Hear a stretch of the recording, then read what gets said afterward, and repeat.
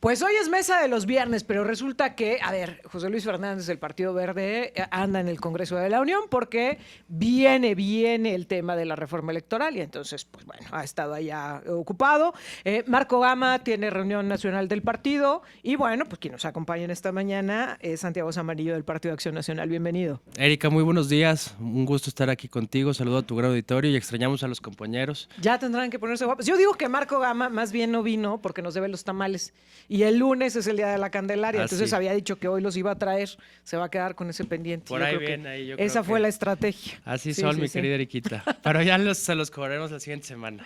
Oye, Santiago, hablemos de lo que está sucediendo justamente en el escenario nacional, porque a ver, esta semana fuimos de amores a desamores. Primero, el reclamo que hacían el Partido Verde y el Partido del Trabajo justamente a Morena por la propuesta de reforma electoral, que ellos aseguran, pues ni las han consensuado, que les pega directamente, que no están de acuerdo con algunos de los puntos que ahí se están planteando. La presidenta insistía, pero es que todavía no está nada definido. Vino la reunión, cerraron filas, salen las dirigencias nacionales a levantarse los brazos y decir estamos más unidos que nunca, y en Coahuila se registran separados. Morena y PT juntos, el Verde por su lado. ¿Qué es lo que realmente está sucediendo ahí?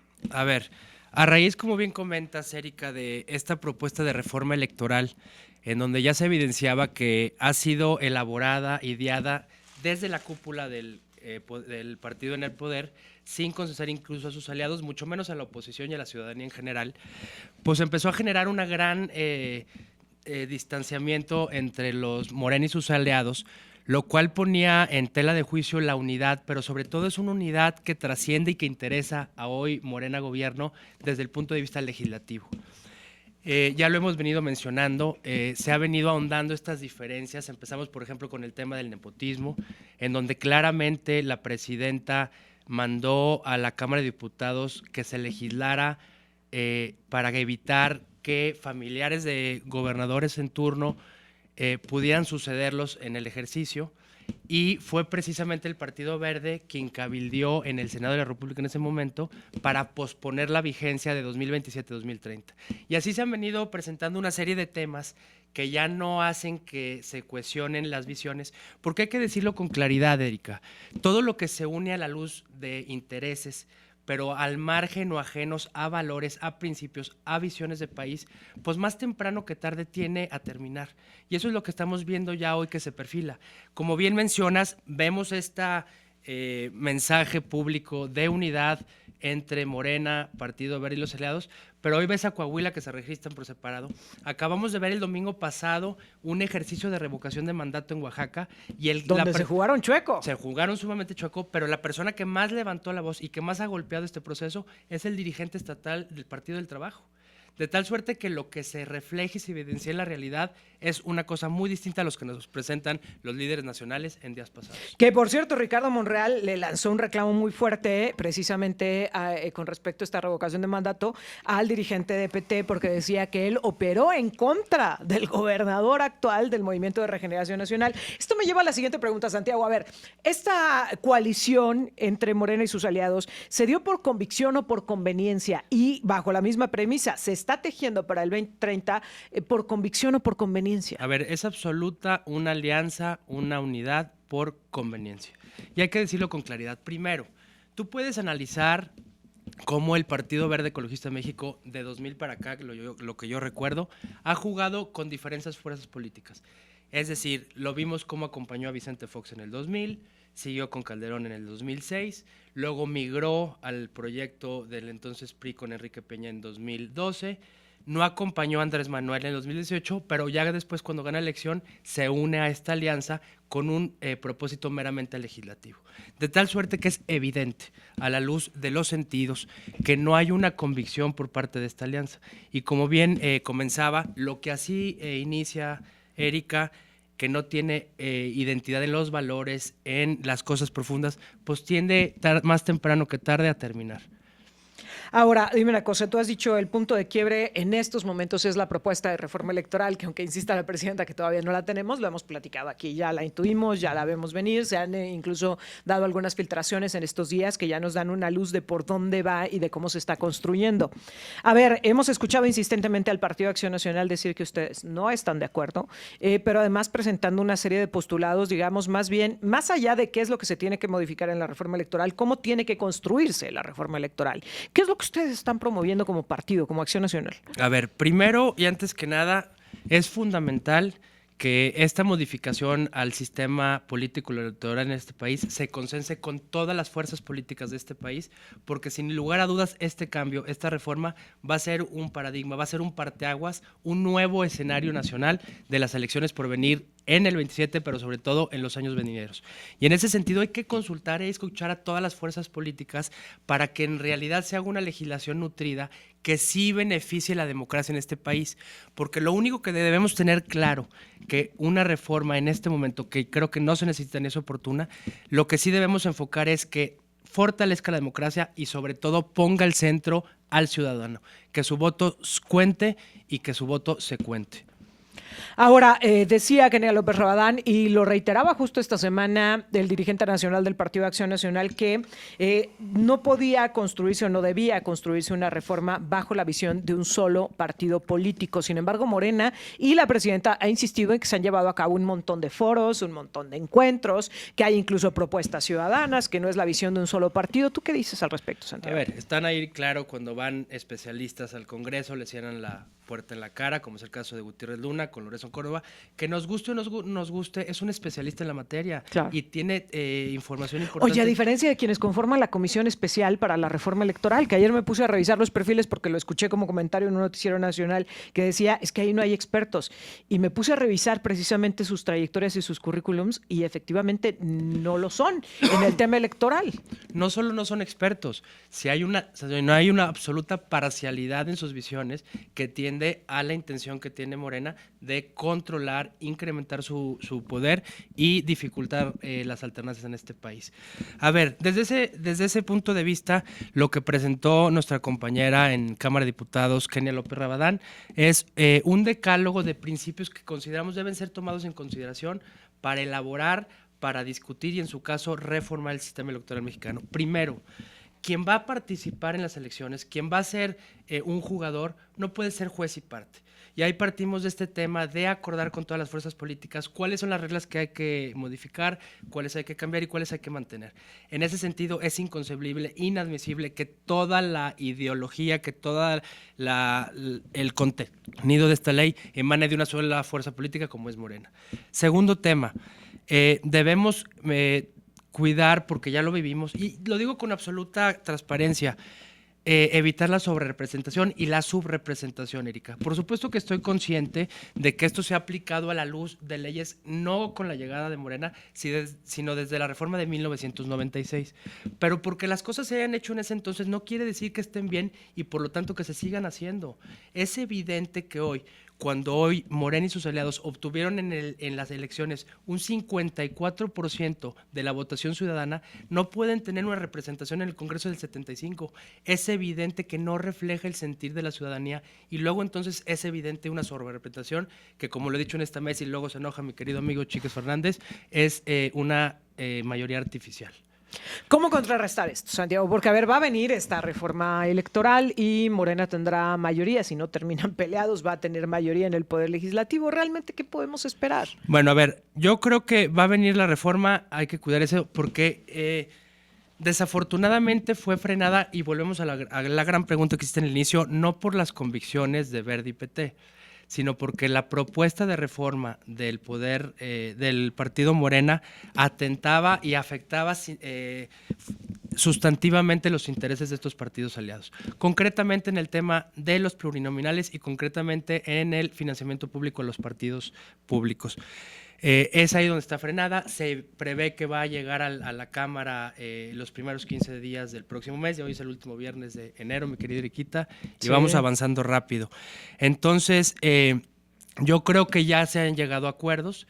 Parece ser que no van a desaparecer las plurinominales, sino se va a modificar la forma de acceder a esos puestos. Evidentemente, pues no habrá una disminución en el financiamiento público de los partidos. Y por último, lo que creo que es fundamental, también está en el decálogo, es debemos apostar, seamos quien seamos, a fortalecer las capacidades y atribuciones de nuestros órganos electorales. Entiéndase, el Instituto Nacional Electoral y el Tribunal, porque es ahí donde se va a dotar de validez y de cosas legales y democráticas nuestro sistema electoral. Uy, pero se ve bien complicado, sobre todo el tribunal, ¿eh? Porque del INE por lo menos ya ha dicho la presidenta, a ver, no, pues sí lo queremos fortalecer, pero el tribunal, híjole, creo que es uno de las instituciones más endebles en medio de esta reforma electoral y de la que muy poco se ha hablado. Santiago, no te puedo dejar ir sin preguntarte también, ¿qué es lo que está pasando con el asunto del tren interoceánico? Esta semana vimos la respuesta y la explicación que da la Fiscalía General de la República, en donde dice, pues la culpa del maquinista, del conductor, totalmente. Por exceso de velocidad, él es el único responsable, presenta un dictamen en donde señala que ni la infraestructura, ni la operación, ni ninguna otra de las cuestiones habrían tenido que ver en esta historia, única y exclusivamente el conductor de ese tren. Y por si fuera poco, ya ha salido al descubierto que ninguno de los conductores del tren interoceánico, de los que están, no solo del que viene el accidente, sino de los que están en funciones, cumplen con las acreditaciones necesarias. ¿De quién es realmente la responsabilidad? Y más allá de eso, te lo quiero preguntar de manera muy clara. ¿Tiene la presidenta que cargar con esta situación, con este discurso, con este argumento, con esta explicación? A ver, es verdaderamente indignante, lamentable la información y la investigación que nos presenta el gobierno federal a la luz de un accidente, Erika, que representa 14 muertos y 100 heridos. Pero hay evidencia documentada de estas burlas de cómo el balastro, la calidad, no importaba. Ya si se descarrila, después hablamos. Hay temas fundamentales donde está documentado quién era quien se encargaba de supervisar la obra, uno de los hijos del expresidente. Y una serie de factores que es evidente que hay responsabilidades en otros niveles y es indignante. Primero, la respuesta que le dan a los deudos de los 14 muertos, pero sobre todo cómo se tiene a archivos expiatorios detenidos por cosas que no son imputables. Los trenes muy viejos, ya casi deshechos en otros países, sobre todo europeos, no tenían ni el control de velocidad. La mayoría de las gentes que los manejaban no tenían las acreditaciones y hoy te presentan como responsables a quien manejaba la locomotora y al pobre cuate que trabajaba ahí. Es verdaderamente indignante, pero ese es el gobierno. Esas son las investigaciones que nos presenta el gobierno desde su llegada y es algo que tenemos que combatir. Es inadmisible y no podemos seguir viviendo con estos resultados. Pero además, a ver, una cosa es que la Fiscalía te presente esta investigación y otra cosa que la presidenta tenga que defender esta versión. ¿Realmente tiene la presidenta, insisto, que cargar con esto? La Fiscalía es autónoma. Bueno.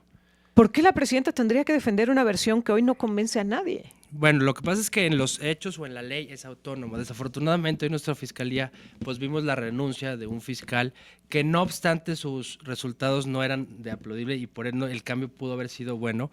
La verdad es que es un fiscal que se fue voluntariamente a la fuerza, primero que nada.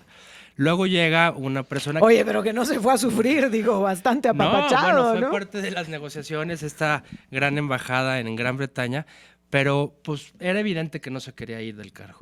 Llega Ernestina Godoy, que también está evidenciado, Erika, pues es una persona que pertenece al movimiento muy cercana a la hoy presidenta y que eso pues también empieza a mermar este tema de autonomía de las fiscalías, que es indispensable para que entonces sí se abran carpetas de investigación con base en los delitos que se cometen en este país para llegar a la verdad y luego entonces se pueda sancionar a los verdaderos responsables. Oye, pero hablando de cargar versiones, otra que ha tenido que cargar la presidenta toda la semana ha sido este anuncio de si entraron o no fuerzas militares de Estados Unidos, fuerzas de seguridad de Estados Unidos, a la detención del exatleta olímpico Ryan Waring. Y por más que las versiones van en sentido contrario, la presidenta insiste en que él se entregó, en que no entró ningún operativo. Híjole, otra vez, es el tipo de desgaste que necesita la presidenta, enfrascarse en una discusión y en un debate como este, que yo decía, a ver, ante la opinión pública, seamos bien honestos, ¿a quién se va a poner a pelear de no desgarrarse las vestiduras? Yo no quiero que se colabore con Estados Unidos y que vengan a detener delincuentes. Yo no le veo el caso, honestamente, de que la presidenta esté empeñada en defender una versión que la deja mal parada. Aparte, después del anuncio de la entrega y todo, sale el gobierno estadounidense a decir Sí, no. una y otra vez. O sea, nosotros entramos, lo arrestamos, lo tuvimos. Entonces, es evidente el doble discurso. Lo que está pasando detrás es complejo. ¿Quién está poniendo a la presidenta en esta situación, Santiago? A ver, el gran tema son los dos rieles en los que está la hoy presidenta bajo dos presiones. Lo que es el Estados Unidos de Norteamérica, por supuesto, con presiones ya muy claras, muy contundentes, y que sí hicieron cambiar la perspectiva del mundo con la detención de Nicolás Maduro el 3 de enero pasado. Pero por otro lado, pues este compromiso que tiene con tu antecesor bajo una serie de acuerdos, y con lo cual pues también se arregló que fuera la candidata, ¿no? Entonces es complicado el tema. Híjole, pues qué difícil situación. Santiago, yo te agradezco muchísimo que hayas estado con nosotros. Y además tenemos regalito para nuestro auditorio, gracias a Antares Pastelería, que nos ha traído un pastel alemán que Santiago y yo hemos estado haciendo un gran esfuerzo por no entrarle de lleno a comernos ese pastelito. Es un pastel alemán y no nos lo hemos comido porque te lo vamos a compartir a ti. Siempre estamos presumiendo que aquí estamos departiendo el pan y hoy lo queremos compartir contigo, que nos ves, que nos sigues, que nos escuchas, que nos sintonizas a través de las plataformas digitales de Global Media. ¿Cuál va a ser la dinámica? Es bien sencilla, bien sencilla. Primero, se lo queremos regalar a un cumpleañero o cumpleañera. Alguien que hoy esté de manteles largos, celebrando algo, un aniversario, un cumpleaños, cualquier situación que esté de festejo, le vamos a regalar este pastelito alemán que se ve de verdad delicioso.